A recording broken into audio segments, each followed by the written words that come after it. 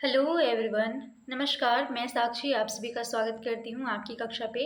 और आज की इस क्लास में हम लोग झारखंड उत्पाद सिपाही, झारखंड पुलिस, साथ ही साथ क्षेत्रीय कार्यकर्ता की जो सिलेबस में आपका पेपर 2 में हिंदी है अ, उसी को करने वाले हैं। जैसा कि मैंने पिछले क्लास में आपको बताया था कि क्षितिज भाग 2 हम लोग सबसे पहले स्टार्ट किए हुए हैं और इसमें जो काव्य खंड है वो कंप्लीट करेंगे, ठीक है। उसके बाद आपका गद्य वाला जो भाग होता है उसमें से जाएंगे। तो फिर काव्य खंड में एक हमारा क्लास हो चुका है जिसमें से पद, सूरदास जो है इनके बारे में हमने पूरा डिटेल में अच्छी तरह से एक एक चीज़ जान लिया था। और आपका जो ये चैप्टर है पद सूरदास, इसका जो सब्जेक्टिव क्लास है वो आपका हो चुका है। तो अगर आपने वीडियो नहीं देखा है तो जाके देख लीजिए प्रीवियस वाला वीडियो। इसके बाद आप आके ये जो एमसीक्यू प्रैक्टिस हो रहा है इसको कीजिए, वो वीडियो देखिएगा तभी एमसीक्यू प्रैक्टिस कर पाइएगा, ठीक है। और ये आपका यहाँ पे मैंने अपना कॉन्टैक्ट नंबर दिया हुआ है, यहाँ पे जाके आप ये जो पीडीएफ है ना सारा, क्षितिज भाग 2 है, कृतिका है, इन सब का कंप्लीट पीडीएफ आप झारखंड उत्पाद सिपाही झारखंड पुलिस के लिए ले सकते हैं। तो इस पर व्हाट्सएप कीजिएगा, ठीक है। चलिए स्टार्ट करते हैं बिना किसी देरी के और देखते हैं कि हमारा पहला क्वेश्चन क्या है। तो हमारा पहला क्वेश्चन है, सूरदास का जन्म किस वर्ष माना जाता है। सूरदास जो है उनका जन्म किस वर्ष माना जाता है, ये आपका प्रथम प्रश्न है। ऑप्शन है 468 ईस्वी, 458, 478 और 488 ईस्वी।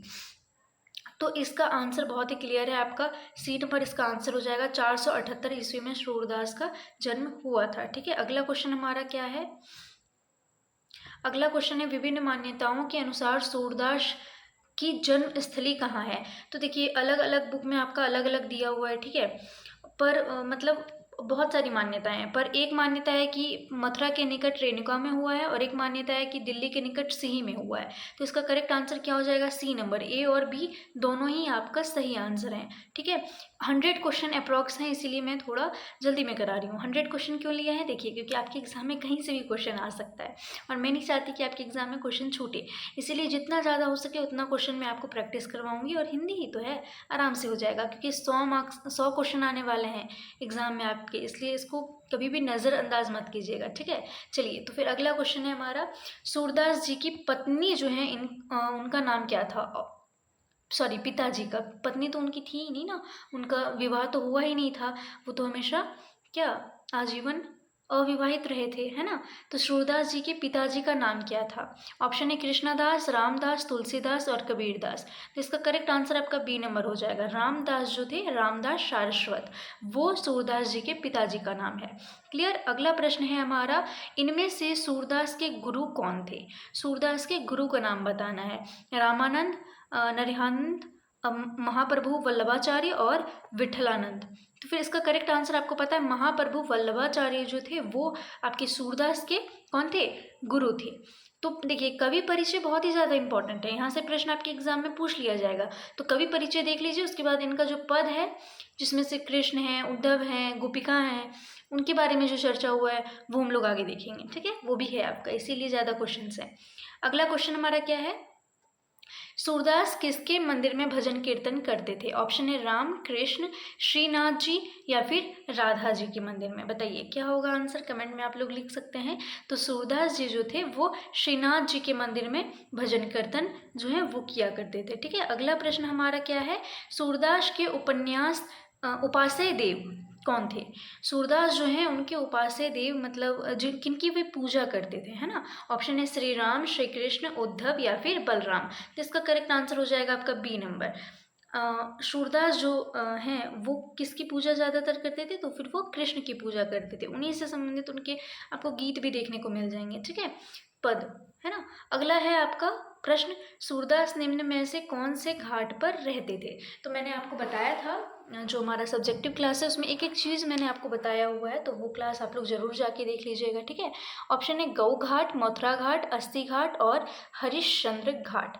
ये आपका ऑप्शंस हैं। आंसर क्या हो जाएगा, ए नंबर इसका आंसर होगा, गौ घाट, ठीक है। सूरदास जो थे वो किस घाट पर रहते थे, तो गौ घाट पर रहते थे। अगला प्रश्न है आपका, गौ घाट कहाँ स्थित है।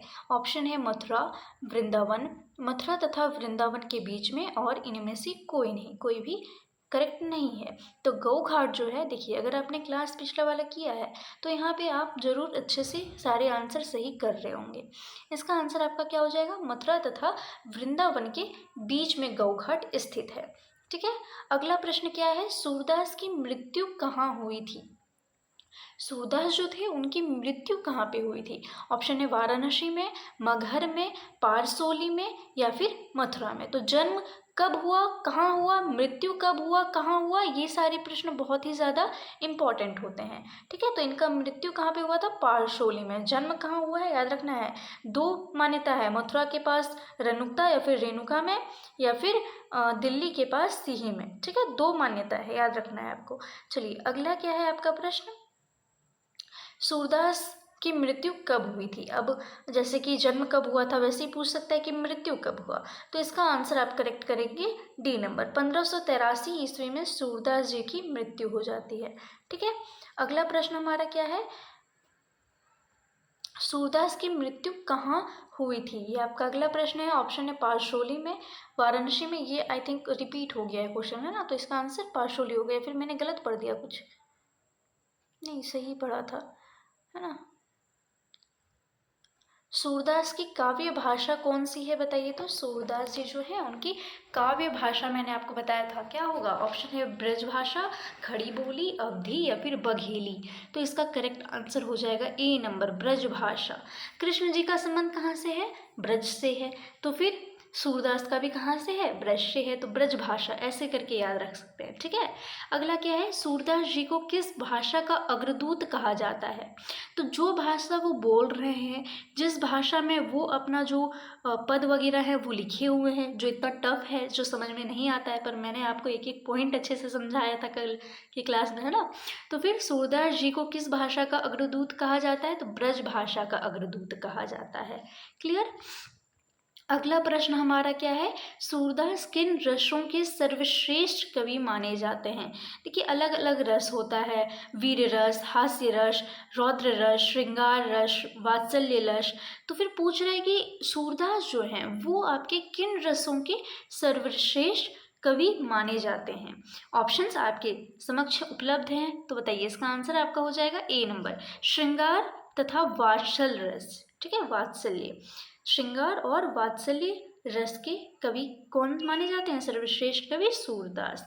अगला प्रश्न है आपका, सूरदास के काव्य में किस रस का संचार होता है। तो सूरदास जी जो हैं इनके जो काव्य होते हैं उनमें किस रस का संचार होता है। ऑप्शन है आपका श्रृंगार रस, विभत्स रस, करुण रस और वीर रस। तो अभी मैंने आपको बताया किसका, श्रृंगार और वात्सल्य। तो फिर श्रृंगार रस आप यहाँ पे आंसर करेंगे। अगला प्रश्न है आपके समक्ष, सूरदास जी किस भक्ति धारा के कवि थे। ऑप्शन है सगुन भक्ति धारा, संत काव्य धारा, सूफी काव्य धारा और इनमें से कोई नहीं। तो फिर संत और सूफी तो नहीं होगा, क्या होगा, सगुन भक्ति धारा। ठीक है, इसका आंसर आप क्या करेंगे, सगुन भक्ति धारा जो है वो आपका आंसर हो जाएगा। सूरदास जी सगुन भक्ति धारा से जुड़े हुए थे। अगला प्रश्न होगा आपसे, एग्जाम में आ सकता है कि सूरदास जी ने किस प्रकार की रचनाएं की है। इंपॉर्टेंट है, ठीक है, इंपॉर्टेंट है, याद रखिएगा। तो सूरदास जी ने किस प्रकार की रचनाएं की हैं। ऑप्शन है विनयपूर्ण, श्रृंगार रस की, वात्सल्य रस की और उपयुक्त सभी। तो इसका आंसर आपका क्या हो जाएगा बता सकते हैं आप लोग, तो कमेंट में ज़रूर बताइएगा कि ये जो आपका प्रश्न है इसका आंसर क्या हो जाएगा। तो देखिए श्रृंगार रस का तो किया ही है, वात्सल्य का भी किया है, विनयपूर्ण का भी किया है, तो इसका आंसर आपका डी नंबर जो है करेक्ट हो जाएगा। ठीक है, तो इन सब का उन्होंने सूरदास जी ने रचनाएं की हैं। अगला प्रश्न आपसे पूछ सकता है कि सूरदास निम्न में से किस समूह या वर्ग के कवियों में सर्वाधिक प्रसिद्ध है। ये आपसे प्रश्न पूछ सकता है कि जो आपके सूरदास हैं वो किस वर्ग या समूह के कवियों में प्रसिद्ध हैं। तो फिर इसमें से आप आंसर कीजिएगा क्या। ऑप्शन रहेगा अष्टछाप, छायावादी, सप्तक या फिर पंचछाप। तो इसका आंसर होगा अष्टछाप। अष्टछाप जो है इसकी स्थापना किसने की है, ये भी प्रश्न आपसे आगे पूछा जा सकता है, तो वो भी मैं आपको आगे बताने वाली हूँ।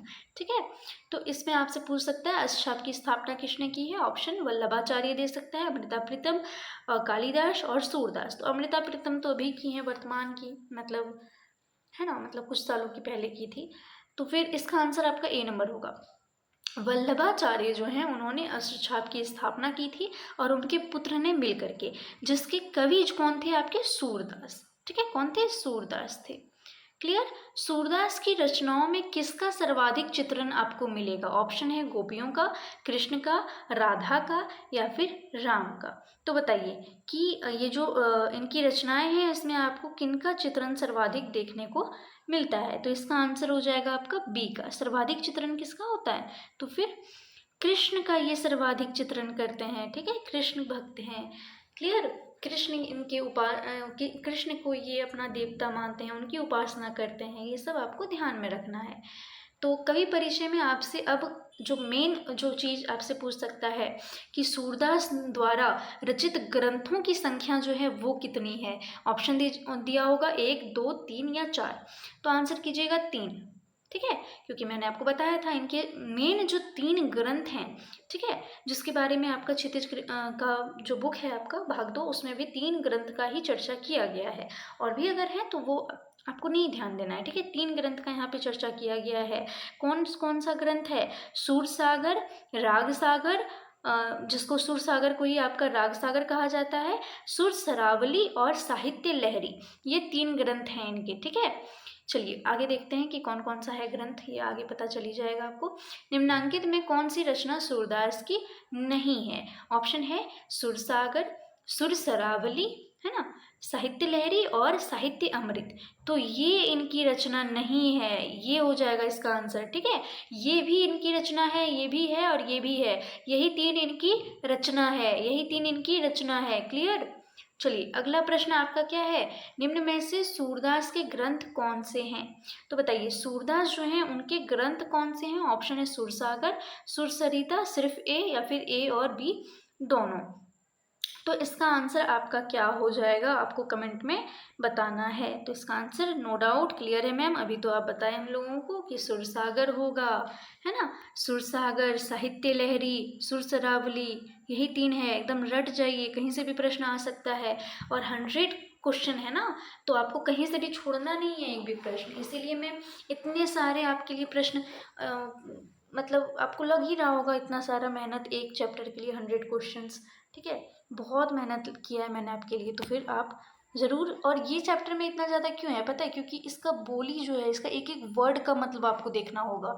बाकी में इजीली पकड़ में आ जाएगा पर इसमें नहीं आएगा, इसीलिए मैं इसमें बहुत ही डिटेल में जा रही हूँ। ठीक है, बहुत ही टफ चैप्टर अगर कह सकते हैं ना तो यही है आपका। अगला है आपका प्रश्न, निम्न में सुरसागर का ग्रंथ, सूरदास का ग्रंथ कौन सा है? बहुत बार सुरसागर बोल लिया ना, इसीलिए मुंह में बैठ गया। निम्न में से सूरदास का ग्रंथ कौन सा है? ऑप्शन है गीतावली, पदावली, सुरसरावली और सवैया। तो आपको तो पता है कौन सा हो जाएगा, बताइए कमेंट में आपको आंसर इसका बताना है, एक एक का आपको आंसर बताना है। सब तो बता ही दिए हैं आपको, इसका क्या हो जाएगा, सुरसरावली। और ये जो पीडीएफ है सारा, चाहे आपका सब्जेक्टिव क्लास का है ऑब्जेक्टिव क्लास का है, दोनों बुक का, क्षितिज और कृतिका दोनों बुक का आपको पीडीएफ पूरा कंप्लीट वे में जितने क्लासेस यहाँ चलते जाएंगे आपको पीडीएफ मिलते जाएगा। मिनिमम फ़ी जो है वो आपका ऑफ़र फ़ी अभी 100 रुपीज़ चल रहा है, 250 का आपका है नोट्स। ठीक है, पर अभी ऑफ़र चल रहा है कितने का, 100 का। तो जल्दी से ऑफ़र ख़त्म होने से पहले आप ले लीजिए और क्लासेस चलते जाएंगे, आपको पीडीएफ जो है नोट्स वो मिलते जाएगा, चाहे ऑब्जेक्टिव हो चाहे सब्जेक्टिव हो। क्लियर। इस नंबर पे आप लोग कांटेक्ट कर लीजिएगा, यहाँ पे जो नंबर दिया गया है नीचे में उस पर। ठीक है, चलिए अगला प्रश्न है, निम्न में से सूरदास का कौन सा ग्रंथ है? तो बताइए सूरदास जो है उनका कौन सा ग्रंथ है, वही बार बार पूछ रहा है, ऑप्शन दिया हुआ है, तो इसका आंसर क्या हो जाएगा, सी नंबर, साहित्य लहरी है ना। अगला क्या है, सूरदास का सर्वाधिक लोकप्रिय ग्रंथ कौन सा है? तो सर्वाधिक लोकप्रिय अगर आपसे पूछ लिया जाए ना तो आप क्या आंसर कीजिएगा, इसका आंसर हो जाएगा सुरसागर, जिसको राग सागर भी कहते हैं। ठीक है,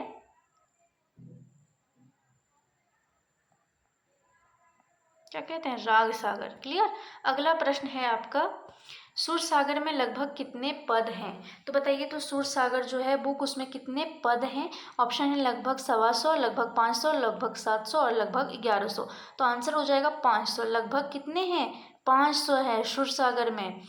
मैंने फिर से कह रही हूँ, अगर आपने सब्जेक्टिव क्लास वाला देखा है तो फिर आपको यहाँ कोई कन्फ्यूजन नहीं होगा, और नहीं देखा है तो हर एक प्रश्न में आपको कन्फ्यूजन होगा, रटना पड़ जाएगा, ये मेन बात है ना। सूरदास जी की रचना सूरसागर कितने स्कंधों में विभक्त है? ऑप्शन है आपके 10, 11, 12 और 15। तो इसका आंसर क्या हो जाएगा? 12 स्कंद में आपका सूरसागर का और जो है बटा हुआ है, विभक्त है। ठीक है, चलिए अगला प्रश्न है आपका, सूरदास के इस ग्रंथ को राग सागर भी कहा जाता है। तो बताइए सूरदास जी के किस ग्रंथ को आपका राग सागर भी कहा जाता है? अभी मैंने आपको बताया ना, तो क्या विनय पत्रिका, सुरसागर, अखरावट या साहित्य लहरी? तो फिर बी नंबर आंसर होगा, सुरसागर को राग सागर, सागर सागर दोनों है ना, ऐसे ही याद रख लीजिएगा, सागर सागर दोनों है।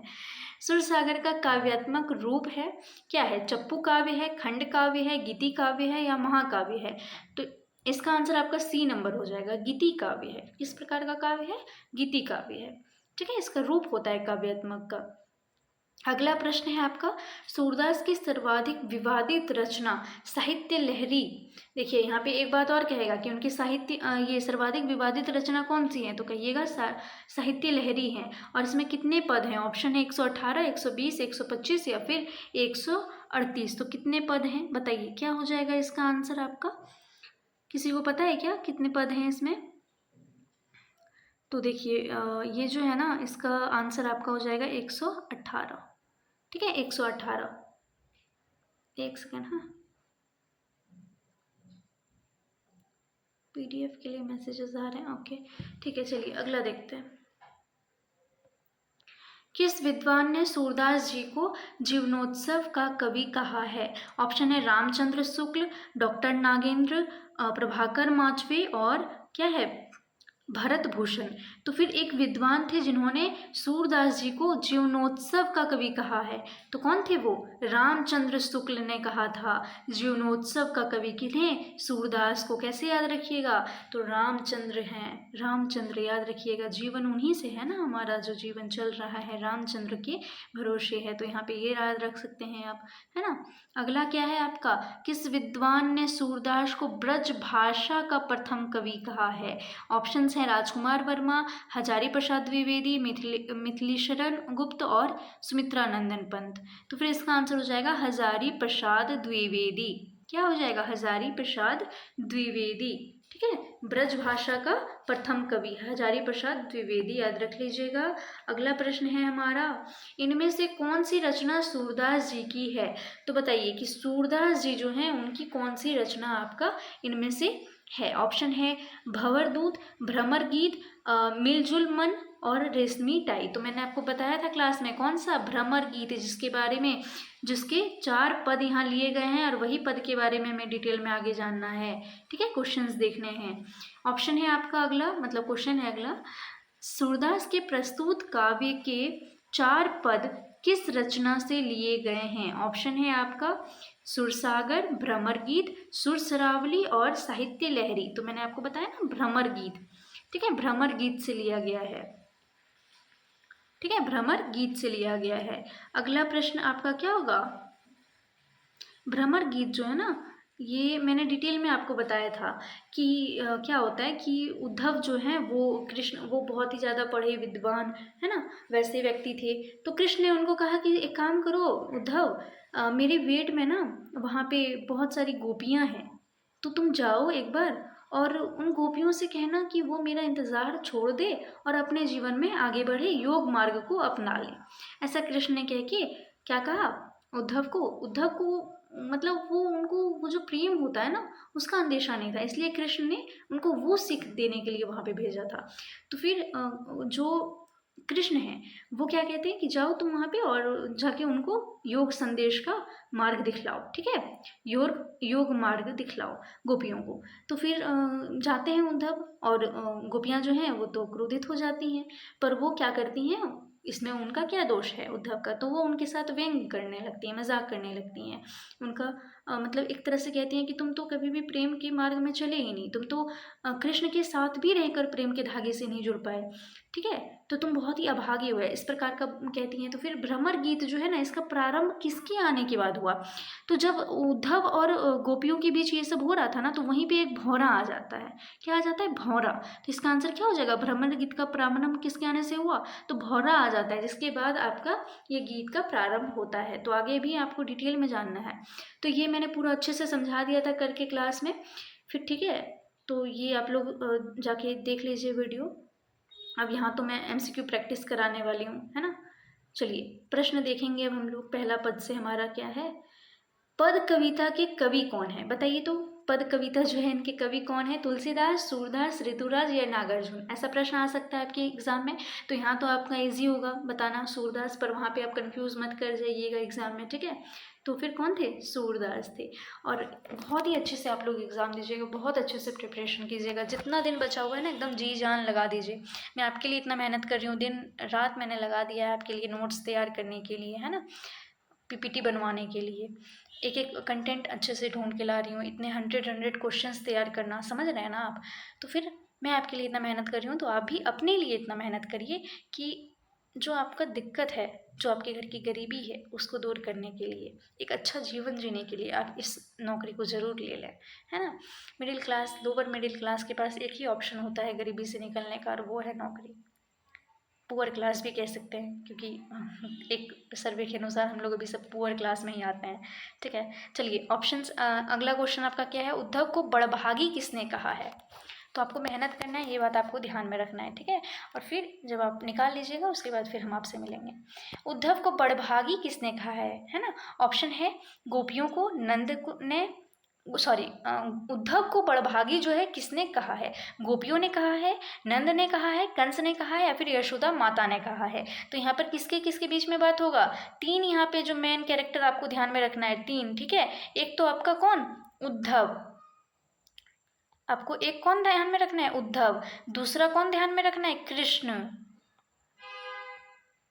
कृष्ण मैन है, ऊपर में रहेंगे, सॉरी। और कृष्ण, उद्धव और गोपियाँ। संवाद जो है यहाँ पे, बातें जो हैं वो किन के बीच में हो रही हैं? तो ये आपका बात चल रहा है किसके किसके बीच में? तो गोपी और उद्धव के बीच में, ठीक है। किसके बारे में? कृष्ण के बारे में, है ना।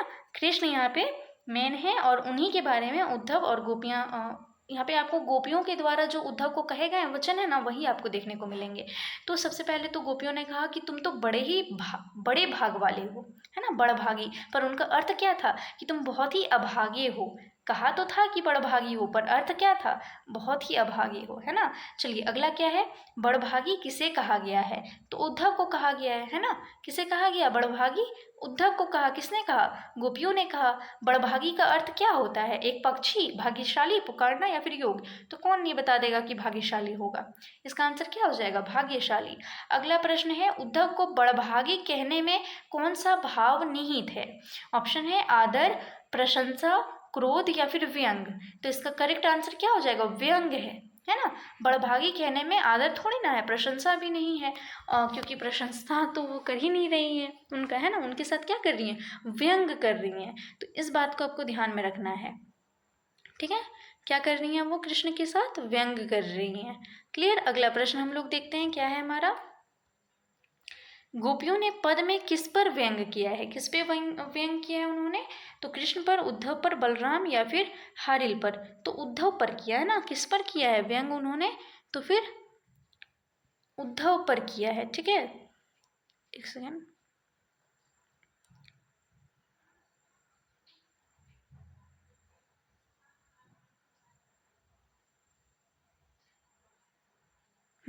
तो फिर व्यंग किया है, ठीक है।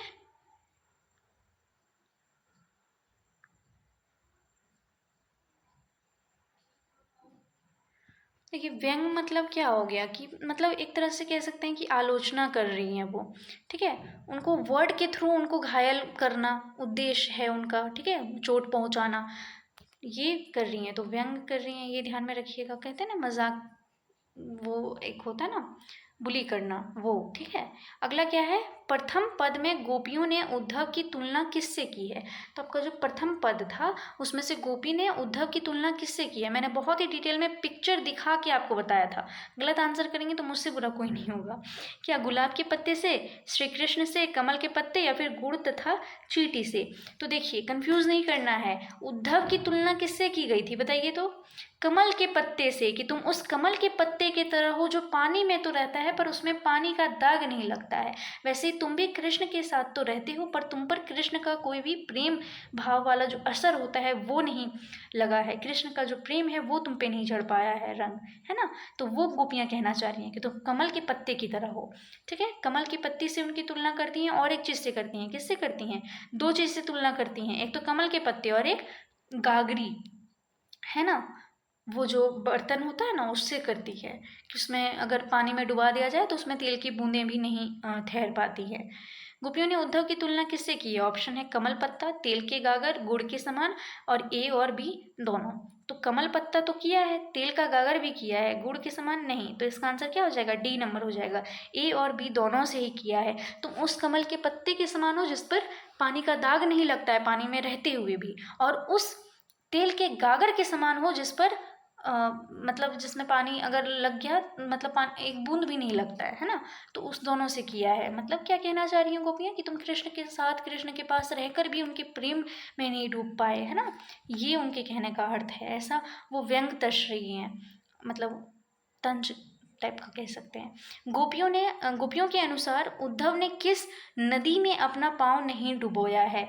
ऑप्शन है गंगा में, यमुना में, प्रीति नदी में और गोदावरी में। तो पहला वाला जब आप पढ़िएगा ना तो आपको पता चलेगा क्या कि किसमें? प्रीति नदी में। गोपियों के अनुसार उद्धव ने प्रीत की जो नदी होती है, प्रेम की जो नदी होती है, उसमें कभी भी पाँव नहीं डुबाया है।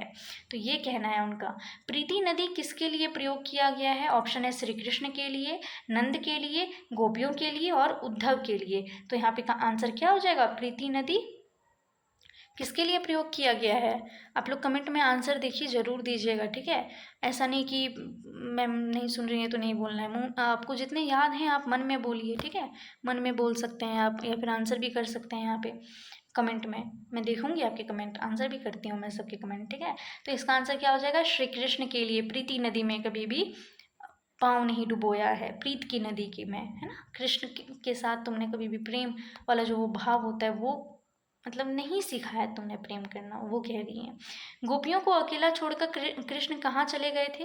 तो गोपियाँ जो हैं वो फिर कहती हैं उद्धव से कि वो हमें छोड़ करके चले गए थे। कहाँ चले गए थे? ब्रिज गए थे, द्वारिका गए थे, मथुरा गए थे या फिर वृंदावन गए थे? कहाँ चले गए थे बताइए? तो फिर इसका आंसर क्या हो जाएगा? वृंदावन चले गए थे, सॉरी मथुरा चले गए थे ना, वृंदावन में तो गोपियाँ रह रही हैं। कहाँ चले गए थे? मथुरा चले गए थे, वृंदावन नहीं होगा, ठीक है? वृंदावन नहीं होगा, क्या होगा? सी नंबर, मथुरा चले गए थे। कंस का वध करने के लिए वहीं गए थे ना, मथुरा गए थे ना, वहाँ पे छोड़ के गोपियों को, राधा को, ठीक है? तो इसका आंसर मथुरा हो जाएगा। अगला क्या है? कृष्ण ने मथुरा जाने के बाद स्वयं न लौटकर किससे गोपियों को संदेश भेजा था? ऑप्शन है उद्धव से, बलराम से, हारिल से या इनमें से कोई नहीं। तो इसका आंसर क्या होगा? ए नंबर, उद्धव के द्वारा ही संदेश भिजवाया है ना, तो वो बात कर रही हैं उद्धव से। अगला क्या प्रश्न है? श्री कृष्ण के मित्र का क्या नाम है जो गोपियों को योग का संदेश देता है? श्री कृष्ण के उस मित्र का नाम आपसे पूछ रहे हैं जो गोपियों को योग का संदेश देता है। ऑप्शन है कबीर, गोपियाँ, उद्धव और यशोदा। तो इसका आंसर क्या हो जाएगा बताइए तो? सी नंबर, उद्धव होगा, है ना? उद्धव है जो कि गोपियों को योग का संदेश देने के लिए आए हैं।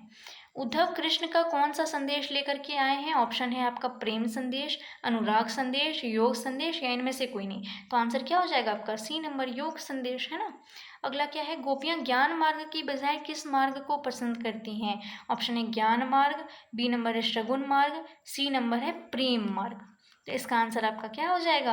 सी नंबर, प्रेम मार्ग को। ज्ञान मार्ग के उनका क्या लेना देना है? जिस मार्ग में वो कभी गई नहीं, जिस मार्ग के बारे में उन्होंने कभी सुना नहीं, उनसे क्या लेना देना है? वो तो सिर्फ एक मार्ग जानती हैं, प्रेम मार्ग, है ना? चलिए अगला क्या है? गोपियाँ क्या नहीं सुनना चाहती हैं? ऑप्शन है कर्म योग, योग संदेश, भक्ति योग या फिर कोई नहीं। तो इसका आंसर आपका क्या हो जाएगा? बी नंबर, योग संदेश वो नहीं सुनना चाहती हैं गोपियाँ, ठीक है? अगला क्या है, श्री कृष्ण का योग मार्ग अपनाने का संदेश सुनकर गोपियाँ क्या होती हैं? ऑप्शन है खुश, उत्साहित, बेचैन या फिर नाचने लगती हैं। तो वो बेचैन हो जाती हैं। क्या होती हैं? बेचैन। खुश थोड़ी ना होंगी। योग मार्ग का संदेश भेजा है कृष्ण ने, तो फिर वो बेचैन हो गई हैं। ठीक है, खुश कैसे हो पाएंगी? गोपियाँ कड़वी ककड़ी किसे कहती है? मैंने बहुत अच्छे तरीके से आपको बताया था किसे कहती हैं। ऑप्शन है श्री कृष्ण को, यशोदा को, योग संदेश को या फिर ककड़ी को। तो कड़वी ककड़ी जो है ना, उसको वो लोग योग संदेश को कहती है कि योग संदेश हमारे लिए किस प्रकार है, उस कड़वी ककड़ी के समान है हमारे लिए योग संदेश। ठीक है, ये कहती है गोपियाँ। अगला है, गोपियों को उद्धव का संदेश कैसा प्रतीत होता है? तो गोपियाँ जो हैं उनको जो ये उद्धव जो है संदेश लेकर के आए हैं, वो कैसा प्रतीत होता है? ऑप्शन है कड़वी ककड़ी के समान, गुड़ के समान, ए और बी दोनों, या फिर इनमें से कोई नहीं। तो मैंने अभी बताया ना, कड़वी ककड़ी के समान उनको प्रतीत होता है। अगला प्रश्न है, गोपियाँ अपना संदेश उद्धव को ना देकर किसे देना चाहती है? तो गोपियाँ जो हैं वो अपना जो संदेश है वो उद्धव को नहीं दे करके किसे देना चाहती हैं? ऑप्शन है राधा, श्री कृष्ण, उद्धव या फिर श्री राम। एक सेकंड। हाँ, तो अगला प्रश्न हमारा क्या है, गोपियाँ अपना संदेश उद्धव को ना दे करके किसे देना चाहती हैं? ऑप्शन है राधा, श्री कृष्ण, उद्धव या श्री राम को। तो गोपियाँ कहती हैं कि हम आपको क्या सुनाएं, हमें तो कृष्ण से बात करना है, हमें तो बहुत सारी बातें उनको बतानी है। ठीक है, बहुत इतना हमारे मन में भरा हुआ है कि हम किसी और के थ्रू उनको संदेश नहीं भिजवा सकते हैं। क्लियर? चलिए, अगला प्रश्न है हमारा, गोपियाँ किससे गुहार लगाना चाहती हैं? ऑप्शन है प्रभु से, यशोदा से, श्री कृष्ण से या फिर उद्धव से। तो इसका आंसर क्या हो जाएगा? कृष्ण से वो गुहार लगाना चाहती हैं, कृष्ण से वो अपने मन की पीड़ा जो है वो कहना चाहती हैं। क्लियर? चलिए, अगला प्रश्न हमारा क्या है, गोपियाँ किसके प्रेम में आसक्त हो गई हैं? गोपियाँ जो हैं वो किसके प्रेम में आसक्त हो गई हैं? तो ऑप्शन है आपके सामने, पुष्प प्रेम, कृष्ण प्रेम, राम प्रेम, इनमें सभी। तो इसका आंसर क्या होगा? बी नंबर, कृष्ण प्रेम। गोपियाँ मतलब कृष्ण। ठीक है, गोपियाँ किसके विरह में डूबी हुई हैं? ऑप्शन है श्री कृष्ण के, उद्धव के, राधा के या फिर श्री राम के। तो गोपियाँ जो हैं वो किसके विरह में डूबी हुई हैं, बता सकते हैं आप? तो श्री कृष्ण से प्रेम करती हैं तो उन्हीं के विरह में रहेंगी ना, है ना? तो श्री कृष्ण के विरह में है। गोपियाँ कान्हा कान्हा कब रटती हैं? तो वो दिन रात जागते सोते हर जगह हर पल उनको सिर्फ कृष्ण दिखाई देते हैं और वो कृष्ण कृष्ण ही रटती है। ठीक है, तो इसका आंसर क्या होगा? उपरोक्त सभी होगा। गोपियाँ कान्हा कान्हा कब रटती हैं? तो दिन रात और जागते सोते रटती हैं। क्लियर? अगला प्रश्न है हमारा, कृष्ण ब्रज से जाते समय अपने साथ गोपियों का क्या चुरा ले गए थे? तो क्या चुरा ले जा सकते हैं? ऑप्शन है माखन, दही, शहद या फिर गोपियों का मन। तो माखन मत टिक कर दीजिएगा कि कृष्ण जी तो माखन चोर थे तो उनका माखन चुरा के ले गए होंगे। बहुत सारे महानुभव रहते हैं जो कर सकते हैं ऐसा, पर आपको नहीं करना है। ठीक है, किसका क्या चुरा के ले गए थे? तो गोपियों का मन चुरा करके ले गए थे। यहाँ पे सारी बातें आपका प्रेम से रिलेटेड होने वाला है, विरह से रिलेटेड होने वाला है, कृष्ण ने जो गोपियों के साथ किया है उससे रिलेटेड होने वाला है। ठीक है, तो फिर माखन वाखन यहाँ पे नहीं आ रहा है आपका। कृष्ण द्वारा चुराई गई अपनी किस वस्तु को गोपियाँ वापस लेना चाहती हैं? ऑप्शन है माखन, धन, मन या दही। माखन मांगेंगे क्या गोपियाँ कि कृष्ण तुमने हमारा माखन चुरा लिया था तो हमें वापस कर दो? नहीं ना, क्या मांगेंगी? मन मांगेंगी। कृष्ण तुम हमारा जो मन चुरा के ले गए थे ना जब जा रहे थे मथुरा, तो हमें वो लौटा दो। हमें तुम ये जो योग मार्ग का रास्ता दिखला रहे हो ना, ये मत दिखलाओ हमें, हमारा मन जो है वो लौटा दो। तो ये कहती हैं गोपियाँ। ठीक है, अगला है आपका, गोपियाँ स्वयं को क्या मानती हैं? ऑप्शन है वाक्यपटु, अबला, चतुर या फिर कपटी। तो क्या मानती हैं गोपियाँ स्वयं को, बताइए? अबला मानती हैं। क्या मानती हैं? अबला। हम तो अबला हैं, है ना, हम तो अबला हैं, ऐसा कहती हैं गोपियाँ। अगला प्रश्न आपका क्या है, गोपियों ने अपने मन को कैसा बताया है? ऑप्शन है चंचल, अस्थिर, स्थिर, इनमें सभी। तो गोपियों ने कहा है कि हमारा मन जो है ना वो चंचल नहीं है, हमारा मन स्थिर है। ठीक है, हमारे मन में केवल एक वस्तु है, कृष्ण। आज के ज़माने जैसा नहीं है हमारा मन, आज का जो कलयुग चल रहा है इस जैसा नहीं है। हमारे मन में, हमारा मन बहुत ही स्थिर है और सिर्फ एक इसमें बसते हैं, कौन? कृष्ण बसते हैं, सिर्फ वही बसे हुए हैं, कोई और नहीं है। कोई और के बारे में हम लोग कभी सोच भी नहीं सकते हैं। तो स्थिर मन है। चंचल मन में होता है जो आपका कभी ये कभी वो, कभी इस पे चले गया कभी उस पे चले गया, ठीक है। तो ऐसा मन उनका नहीं है। अगला प्रश्न है, गोपियों ने स्वयं का कृष्ण के प्रति आकर्षण को किसकी भांति बताया है? ऑप्शन है उद्धव की भांति, कृष्ण की भांति, गुड़ तथा चींटी की भांति और इनमें से कोई नहीं। तो मैंने आपको दिखाया था ना, पिक दिखा के मैंने कहा था कि जिस प्रकार से गुड़ से चींटियाँ जो हैं एक बार लग जाएं तो अलग नहीं हो पाती हैं जब तक गुड़ खत्म नहीं हो जाए, उसी प्रकार जो आपकी क्या है, गोपियाँ हैं वो चींटी की प्रकार है और कृष्ण गुड़ के प्रकार है ना। तो फिर ऐसा उन्होंने किसके ये मतलब कंपैरिजन किया है, ठीक है। गोपियों ने स्वयं का कृष्ण के प्रति जो आकर्षण है उसको गुड़ तथा चींटी की भांति कंपैरिजन किया है। अगला प्रश्न है आपका, हमारे हरी हारिल की लकड़ी, यह किसने किसको कहा है? क्या गोपियों ने यशोदा को कहा, गोपियों ने उद्धव से कहा? गोपियों ने उद्धव से तो कहा था, पर गोपियों ने श्री कृष्ण से कहा या फिर उद्धव ने श्री कृष्ण से कहा?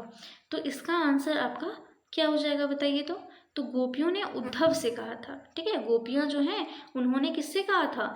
उद्धव से कहा था। क्या कहा था? कि हमारे हरि जो हैं वो हारिल की लकड़ी के समान है। हरि मतलब कृष्ण, हारिल पक्षी का नाम है।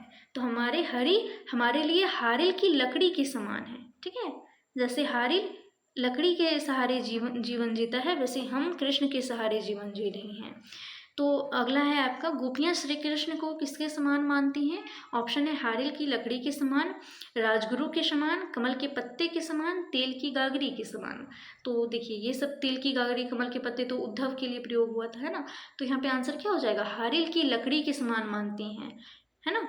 चलिए अगला क्या है आपका, कि हारिल पक्षी से किसकी तुलना की गई है? तो किसकी तुलना की गई है? कृष्ण की, गोपियों की, उद्धव की या फिर ब्रजवासियों की? कमेंट में देखिए जितना हो सके आपको आंसर देना है। तो हारिल पक्षी से किसकी तुलना की गई है? कृष्ण की तुलना की गई है, ठीक है। हारिल का अर्थ क्या होता है? तो एक पक्षी का नाम है हारिल, ठीक है। हारिल एक पक्षी का नाम है। अगला, गोपियों के अनुसार श्री कृष्ण ने क्या पढ़ लिया है? तो गोपियां जो हैं वो क्या मतलब गोपियों के अनुसार श्री कृष्ण जो है उन्होंने क्या पढ़ लिया है? ऑप्शन है विज्ञान, राजनीति, उपदेश या फिर शास्त्र। तो हरि तो है राजनीति पढ़ी आए, तो इसका आंसर क्या हो जाएगा? राजनीति हो जाएगा। राजनीति पढ़ लिया है ना अब श्री कृष्ण ने, तो वो कह रही हैं गोपियाँ कि अब वो तो राजनीति पढ़ लिए हैं तो वो अब हमारे साथ भी राजनीति करेंगे और वो इसलिए हमारे लिए योग संदेश भेजे हैं, ऐसा कहना है गोपियों का, ठीक है। गोपियों के अनुसार किसने राजनीति की शिक्षा प्राप्त की है? उद्धव, श्री कृष्ण, नंद या फिर बलराम? तो श्री कृष्ण ने राजनीति की शिक्षा प्राप्त कर ली है, ठीक है। चलिए अगला है, गोपियों को कृष्ण का व्यवहार कैसा प्रतीत होता है? गोपियां जो हैं वो कृष्ण का व्यवहार को कैसा बोलती हैं? कि उदार है, छलपूर्ण है, निष्ठुर है या फिर इनमें से कोई भी नहीं है? तो फिर छल जैसा है, छलपूर्ण है, वो छलते हैं गोपियों को, ठीक है, छल कर रहे हैं उनके साथ, ऐसा कहती हैं। गोपियों ने उद्धव के माध्यम से श्री कृष्ण को किस धर्म के पालन करने का संदेश भेजा है? ऑप्शन है राजधर्म, पत्नी धर्म, न्याय धर्म या फिर प्रेम धर्म। तो फिर ये उद्धव के माध्यम से श्री कृष्ण ने किस धर्म का पालन करने का संदेश भेजा है? बताइए तो क्या हो जाएगा इसका आंसर आपका?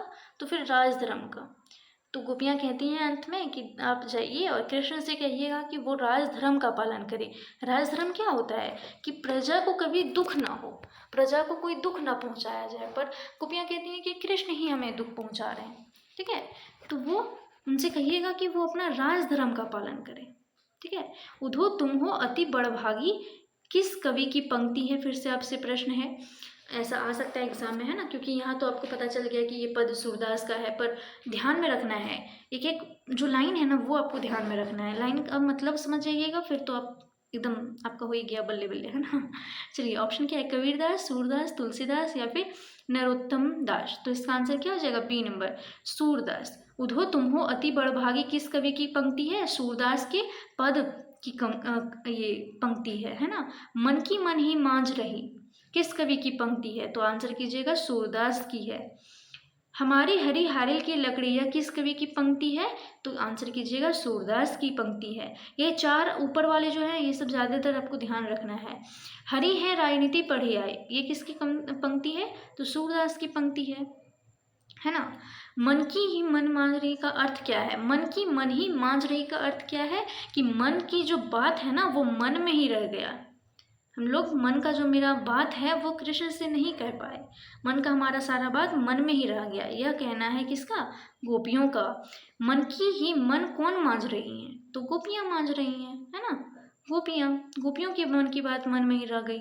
मन चक्री से क्या अभिप्राय है? मन का चक्र, मन की स्थिरता, मन की अस्थिरता या फिर मन की चालाकी, क्या हो जाएगा इसका आंसर आपका? मन चक्री मतलब मन अस्थिरता, मन चक्कर की तरह है, मतलब घूमते रह रहा है, अस्थिर है, स्थिरता नहीं है। जबकि गोपी जो है उनका मन कैसा है? स्थिर है ना।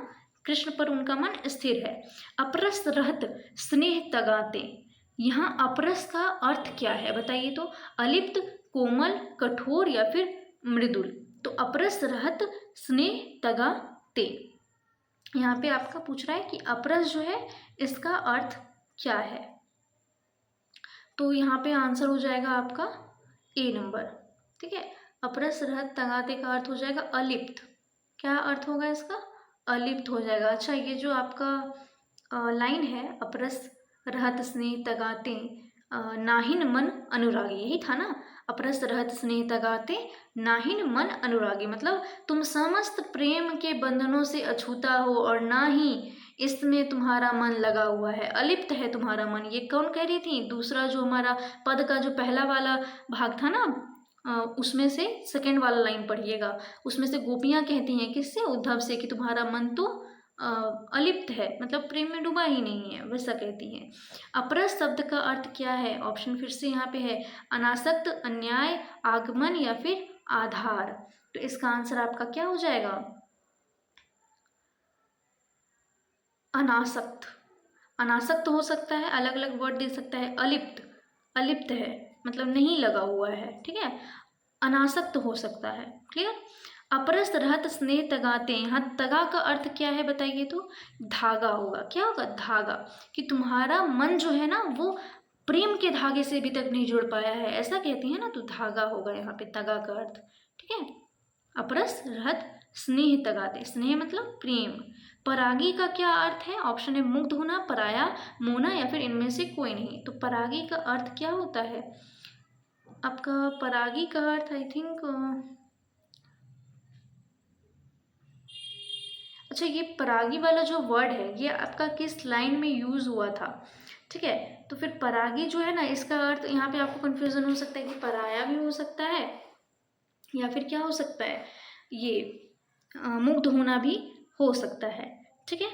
तो फिर यहाँ पे आंसर हो जाएगा मुग्ध होना, ठीक है। परागी जो है ना उसका अर्थ होता है मुग्ध हो जाना। मतलब कैसे बताऊँ आपको कि मतलब जो गोपियाँ हैं वो क्या कहना चाह रही हैं, ये उद्धव को क्या कहना चाह रही हैं कि तुम प्रेम के संबंध के बारे में क्या जानोगे? तुमने कभी ना तो प्रेम की नदी में अपना पाँव डुबोया था और ना ही तुम्हारा जो मन है वो कृष्ण के सौंदर्य में तुम्हारी दृष्टि मोहित हो सकी है ना। तुम्हारा दृष्टि मोहित नहीं हुआ था, तो मोहित वाला वर्ड वहाँ पे यूज़ की थी, है ना। आपका दृष्टि न रूप परागी, यही बोली थी ना गोपियाँ, दृष्टि न रूप परागी, मतलब मुग्ध नहीं हुआ था, तो पराया नहीं होगा। तो यहाँ पे कंफ्यूज मत कीजिएगा आप। कड़वी ककड़ी का अर्थ क्या है? कड़वी ककड़ी, क्लियर है। कड़वी ककड़ी का अर्थ आपका कड़वी ककड़ी हो जाएगा। बिथा का अर्थ क्या है? व्यर्थ, अग्नि, रोष या फिर रोग या फिर दोष। तो फिर व्यर्थ है। बिथा मतलब क्या हो गया आपका? बिथा का अर्थ क्या हो जाएगा? व्यर्थ हो जाएगा, ठीक है। बिथा का अर्थ व्यर्थ हो जाएगा। अगला प्रश्न है आपका, जकरी शब्द का अर्थ क्या है? भोगा, रटना, दुखी होना या फिर मर्यादा। तो इसका आंसर आपका क्या हो जाएगा? जकरी वर्ड जो है इसका अर्थ होता है रटना, मतलब हम लोग बार बार क्या रटते हैं? कृष्ण कान्हा कान्हा ही रटते हैं, जकरी, है ना। मर्यादा का अर्थ क्या है? ऑप्शन है अन्याय, भोरा, मर्यादा या फिर धैर्य। तो मर्यादा, मर्यादा है ना, कि हम लोग क्यों मर्यादा माने, कृष्ण ने प्रेम की मर्यादा मानी ही नहीं। प्रेम की मर्यादा क्या होती है, प्रेम के बदले प्रेम, है ना, ये मर्यादा होती है, पर कृष्ण ने नहीं माना, वही बोल रही हैं गोपियां। सूतो व्याधि हमको ले आए, पंक्ति में व्याधि किसे कहा गया? ऑप्शन है पूजा को, व्यंग को, योग साधना को, या फिर राधा को। सूतो मतलब उद्धव को कह रही है तुम तो व्याधि हमको ले आए, मतलब योग साधना, यहाँ पे क्या हो जाएगा, योग साधना जो है वो आप हमारे लिए ले आए हैं, उद्धव को कहती हैं गोपियां। ठीक है, मधुकर शब्द का प्रयोग किसके लिए किया गया है? तो मैंने बताया था उद्धव के लिए किया गया है, कि उद्धव तो ठीक है वो संदेश पहुंचाने का कार्य कर रहे हैं, वो तो लोगों का भला कर रहे हैं, है ना, इसमें इनकी क्या दोष है, पर दोषी कौन है, कृष्ण है, ऐसा कहती हैं गोपियां। श्री कृष्ण तीसरे पद के अनुसार किसके पुत्र हैं? वहां पे कहती हैं वो लोग नंद नंदन, है ना, तो वो क्या कहती हैं, नंद बाबा की, नंद नंदन ऐसा कुछ कहती हैं, तो ये आपका सी नंबर हो जाएगा। अगला क्या है, नंद नंदन किसे कहा गया है? ऑप्शन है उद्धव को, श्री कृष्ण को, यशोदा को, या फिर नंद को। तो फिर श्री कृष्ण को कहती हैं, नंद के नंदन, नंद घर क्या बोलते हैं उसको, नंद घर आनंद हो, ऐसे कुछ गाना भी है आपका। तो नंद नंदन यानी कि कृष्ण, ठीक है, नंद नंद बाबा का नाम है। तन ही ले सौंपो पंक्ति में किसकी ओर संकेत किया गया है? तीन ही ले सौंपो। ऑप्शन है मतलब ये वाला जो आप लाए ना योग संदेश, ये उसको ले जाके सौंप दीजिए जिसका मन किस प्रकार है, चंचल है, ये कहती हैं गोपियां, ये वाला लाइन में आपका। ठीक है, ऑप्शन है जिनका मन चक्री के समान चंचल है, तो हाँ बिल्कुल सही, एक लाइन ही हमारा पहला वाला ही सही सही हो गया। तीन ही ले सौंपो, उन्हीं को ले जाके सौंपिए जिसका मन चंचल है ना, चक्री के समान। अगला क्या है, गोपियों के अनुसार श्री कृष्ण ने किस मर्यादा का पालन नहीं किया? ऑप्शन है प्रेम की मर्यादा, लोक लाज की मर्यादा, सामाजिक मर्यादा, या फिर इनमें से सभी। तो फिर वो कहती हैं कि कृष्ण ने प्रेम की मर्यादा का पालन नहीं किया। प्रेम की मर्यादा अर्थात प्रेम के बदले प्रेम देना, है ना। गोपियों के अनुसार श्री कृष्ण अपने किस कार्य द्वारा उन पर अन्याय कर रहे हैं? गोपियां जो कहती हैं उद्धव से कि श्री कृष्ण हम पे अन्याय कर रहे हैं, तो किस कार्य द्वारा वो अन्याय कर रहे हैं? ऑप्शन है बिना बताए मथुरा जाकर, राजधर्म की बातें कर कर, रोज रोज उनके स्वप्न में आकर, या फिर योग का संदेश भिजवाकर। तो इसका आंसर क्या हो जाएगा, योग का संदेश भिजवाकर, कि उन्होंने ये जो योग का संदेश भेजा है ना, उससे वे हम पर अन्याय कर रहे हैं, गोपियां कहती हैं। ठीक है, चलिए अगला हमारा प्रश्न क्या है, और 4 ही प्रश्न रह गया है, डोंट वरी। ठीक है, थोड़ा लंबा तो होगा ही ना, अच्छे से क्लियर करना है, एक एक पॉइंट तक एग्जाम में हमारा कुछ छूट ना जाए। और हाँ, ये नोट्स जो है इसके लिए आप कांटेक्ट जरूर कर सकते हैं, व्हाट्सएप कीजिएगा। पेमेंट डिटेल्स वगैरह जो है आपको पता है कि 100 रुपये अभी ऑफर फी चल रहा है। ठीक है, फिर उसका जो फ़ी है वो 250 रुपये है। क्लियर, क्योंकि देखिए दोनों आपको क्षितिज कृतिका दोनों बुक मिलेगा, साथ ही साथ एकदम डिटेल में एक्सप्लेनेशन मिलेगा हर एक चीज़ का, और आपको इतने सारे एमसीक्यू क्वेश्चंस मिल रहे हैं, तो और क्या चाहिए आपको, है ना। तो अगला प्रश्न है, गोपियों के अनुसार राजा का धर्म क्या होना चाहिए? ऑप्शन है आपका प्रजा की रक्षा व कल्याण करना, प्रजा को किसी प्रकार का कष्ट नहीं देना, सी नंबर है प्रजा के सुख चैन का ध्यान रखना, और उपयुक्त सभी। तो फिर प्रजा की रक्षा व कल्याण करना, प्रजा को किसी प्रकार का कष्ट नहीं देना, प्रजा के सुख। यहाँ पे देखिए गोपियों के अनुसार पूछा है, ऐसा नहीं कि मतलब क्या धर्म है, फिर आप ऐसा नहीं कि सब बताने लगे। ठीक है, तो यहाँ पे गोपियों के अनुसार पूछा है, पर गोपियाँ भी यही कहती हैं कि वो हमारी रक्षा कल्याण जो है वो हमारे कष्ट को दूर नहीं कर रहे हैं, हमारे सुख चैन का ध्यान नहीं रख रहे हैं, तो ये सभी गोपियाँ कहती हैं। तो इसका आंसर डी नंबर आपका करेक्ट होगा। अगला है आपका प्रश्न, गोपियों के अनुसार राजा का धर्म क्या होना चाहिए? ऑप्शन है प्रजा को नहीं सताता है राजा, बी नंबर है प्रजा को दुखी नहीं करता है, सी नंबर है प्रजा की रक्षा करता है। तो डी नंबर इसका भी आंसर सही हो जाएगा। ये सभी कथन जो है वो सत्य हैं। ठीक है, प्रजा की रक्षा करना, प्रजा के सुख चैन का ध्यान रखना, है ना, उनको कष्ट नहीं पहुंचाना। अगला प्रश्न है आपका, गोपियों ने स्वयं को भोरी क्यों कहा है? वे किसी का कहना नहीं मानती थी, वे उद्धव की बातों में आ गई थी, या फिर वे छल कपट और चतुराई से दूर थी, या फिर डी नंबर वे मूर्ख थी। तो इसका अर्थ क्या हो जाएगा? सी नंबर, वो खुद को भोरी कहती हैं, मतलब छल कपट से दूर और चतुराई से दूर। कहते हैं ना, अरे ये तो लड़की बहुत ही ज़्यादा भोली है, भोली भाली है, गाय की तरह। तो फिर क्या मतलब है कि छल कपट से दूर है, चतुराई से दूर है, नहीं आता है उसको, ठीक है, ये सारी चीज़ें, तो उसको भोरी। क्लियर। अगला आपका प्रश्न है, गोपियों के अनुसार योग शिक्षा किनके लिए है? ऑप्शन है आपका, जिनका मन शांत है, बी नंबर है गृहस्थ, जिनका मन चंचल है, या फिर सन्यासी। तो इसका आंसर क्या होगा? सी नंबर, जिनका मन चंचल है, कि आज इस पे आ गया कल उस पे, तो उसको ये योग संदेश और योग शिक्षा जाके आप प्रदान करें। हमारा मन चंचल नहीं है, हमारा मन सिर्फ कृष्ण से लगा हुआ है और हमें इस योग संदेश की आवश्यकता नहीं है। ठीक है। अगला और अंतिम प्रश्न है आपसे कि प्रीति नदी में कौन सा अलंकार है? ठीक है, थोड़ा सा टफ है। ऑप्शन है अनुप्रास, उपमा, रूपक, या फिर अमक। तो फिर रूपक होगा। रूपक मतलब कैसे?